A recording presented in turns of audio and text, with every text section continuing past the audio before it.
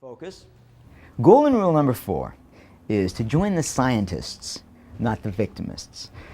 And I use those terms because scientists and victimists are similar because they're both gathering information, but one is gathering information to solve a problem, the other is gathering information as a lifelong quest to tell you why they're so miserable with everything and everybody.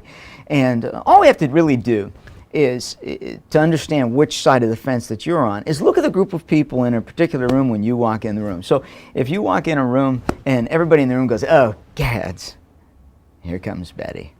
Or if you walk into the room and everybody says, "Woohoo, Betty!" and everybody lights up when they see you, it tells you about the impact that you bring to the world.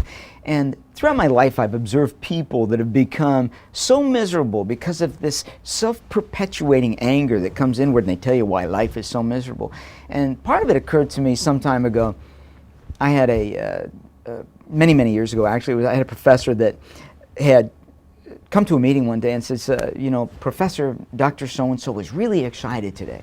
And I said, "Oh, why is she excited?" "Well, because the results came back from the major comprehensive scores, and she's so excited because they failed."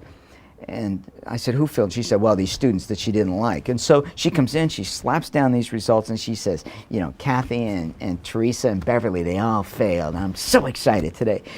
And I sat back in this meeting and I was thinking, at what point have you arrived in life where you take so much joy and you have so much energy in another human being's failure? And I contrasted that. I was thinking about that because when I started out in this business several decades ago as a student teacher, one of my first experiences, and I had this great big wonderful guy, his name was Mr. Q.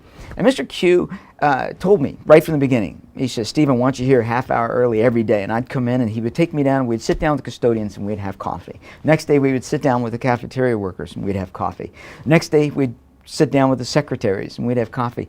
And I thought about his connectedness. He was such a wonderful, genuine human being. But here's what capped it off, is that first day of school, he says, "You really want to get to know these students? Don't sit in your classroom when that bell rings." He said, "Follow me." And I follow him down the hallway, and this great big guy's walking down the hallway, and he probably knew 200 kids by name, and he's shaking their hand. "How you doing today? How you doing today? Good morning. How you doing today?" So there I am, this little guy. I'm just wandering behind him, doing the same thing. "Good morning. How you doing today?" And it was such a wonderful experience because there were so many students in that building that were so well connected to him. And whenever there was a fight that broke out or somebody needed an adult, they always called on Mr. Q. And it was such a great way for me to start my teaching, to think about a guy that had all this compassion and he lived it. So when I say join the scientists, not the victimists, it's about gathering that information for how we can solve these problems.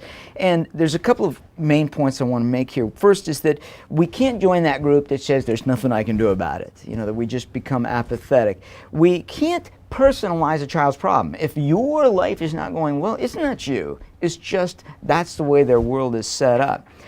We want to reward for group behaviors, but not use that group to punish individuals. And last, I think one of the more important things is just to avoid battles. We're the adults in charge here. We don't need to battle. So we need to become a scientist, not a victimist. And there's a wonderful quote from Max Dupree. He says, "We cannot become what we need to be, remaining what we are." Join the scientists, not the victimists. My wife once asked me, she said, "Is that really a word, victimist?" And it is now. Because as I mentioned before, scientists and victimists are very similar in the sense that they both gather information. But one is gathering information to solve a problem. The other is gathering information to tell you why my life is so miserable. You know what's wrong with this place? Let me tell you what's wrong with this place. They never come to a solution. They never come up with anything. They sound like regular old talk show. It's like, what the problem with this country is? They never come up with a solution, but they're filled with what the problem is. And what happens is that they've been infected by what's called the NICTAD virus. For those of you that don't know what that stands for, the NICTAD virus is, nothing I can do about that. If you ever have those teachers, there's kids fighting out in the hallway. Nothing I can do about that. All the test scores are going down. Nothing I can do about that. They've been infected. They've given up. They've given up all their hope. Avoid personalizing a child's behavior. They're not out to get you. You may think so. You get up in the morning, that kid knows where my goats are tied. That kid knows how to push my buttons. That kid knows how to get on my nerves, and he's on the last one. It's not you. You know, another teacher comes in the next day, it's their survival technique. So we have to think like scientists and say, what can I do in this environment to change the behavior? Not, why is this kid making me miserable? They don't get up in the morning saying, Mr. Johnson's day, I'm going to ruin it. No, they don't do that. They don't wake up that way. You may think they do. Don't let, focus on group behaviors, which is really important. I've always believed in rewarding groups, teams, groups, classes. But don't use mob mentality. Don't use the whole group to solve your problem. Any of you ever been a victim of this? And if you've ever seen those really, really aggressive, mean teachers, you may have been a victim of this. Mob mentality. And it looks like this. Well, we're not going to have any recess today. No recess, kids. No recess for the entire class. And you can all thank Karen, because Karen was not in her seat when she was supposed to. So there's no recess today for anybody. You can all thank Karen for not being in her seat. And now you've just told the kids, you know, guess who we're going to beat the living daylights out of in the next recess? Don't punish the group for one kid. You know, and I've seen people do that a lot. I've seen people punish whole teams.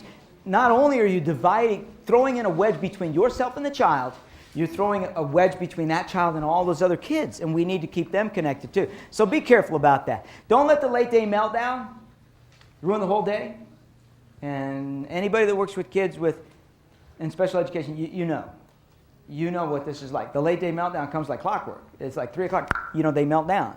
Friday afternoon, they melt down. Right before winter break, they melt down. Why? I think it's a compliment to you. Very, very often, this is the best place they've got.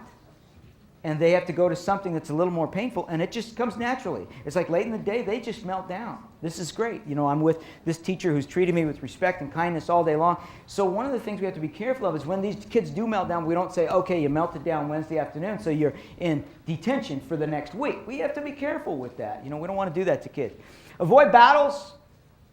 We don't have to fight with kids. We don't have to fight with them.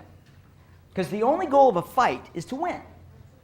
I was in a CVS one time standing in line, and I remember this little guy, probably 2 or 3, just pitching a fit. And everything out of his mouth was to hurt Mom. He would flop around the floor, he throws himself on the candy rack, he throws himself on the newspaper rack, and everything out of his mouth was to hurt Mom. You never take me anywhere, you never buy me, and then he's just flipping out, you never do anything nice. Now, that's fine if a 2 or 3-year-old does that, right? That's what 2 or 3-year-olds do. But here's Mom. She drops like 3 decades of maturity in an instant.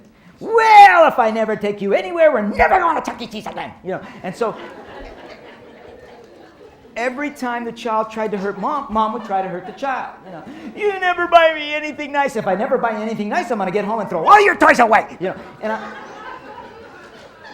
I'm standing in this line. I'm watching this battle go on all the way up there, and I'm thinking, for a moment, is this child any closer? For a moment, is this child... There's no way this child can get closer to Mom. But we have to think about that. We don't have to battle. We don't have to battle with kids. And frankly, there's just no reason for it either.